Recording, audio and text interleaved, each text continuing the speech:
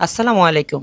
চলে এলাম আমাদের ব্রাউনবেড়া শহরের ট্যাঙ্কের পাড়ে পিঠা খাওয়ার জন্য। আপনারা দেখতে পাচ্ছেন এই খালার কাছে চলে এসেছি। এই খালা দীর্ঘ অনেক বছর ধরে এখানে পিঠা বিক্রি করে। এই খালার পিঠা বিক্রিতে অনেক সুনাম রয়েছে।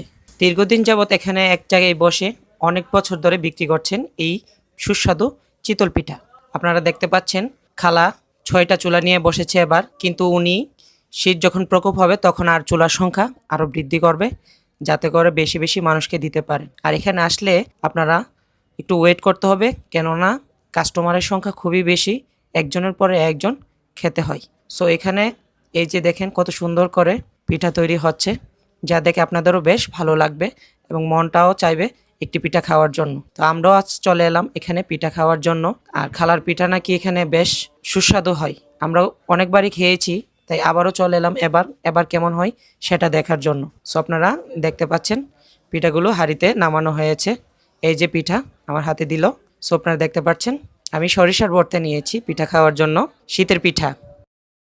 বিসমিল্লাহ। হুম, খুব ভালো, খুব নরম হয়েছে, যেটা আমার কাছে বেশ ভালো লাগছে। আর গরম গরম সেটা তো অনেক ভালো লাগছে, কারণ একটু ঠান্ডা পড়েছে। ঠান্ডার মধ্যে গরম গরম এই পিঠাটা খাওয়াটা বেশ সুস্বাদেরই মনে হচ্ছে।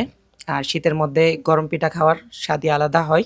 সো এখানে আসলে আপনারা অবশ্যই পিঠা খেতে পারবেন। আর এখানে ডিম পিঠাও পাওয়া যায়, যেটা ৬০ টাকা করে। আপনারা দেখতে পাচ্ছেন ডিম দিয়ে ভাজি করা হয়েছে। সো সবাই ভালো থাকবেন আর আমাদের সাথে থাকবেন। আল্লাহ হাফিজ।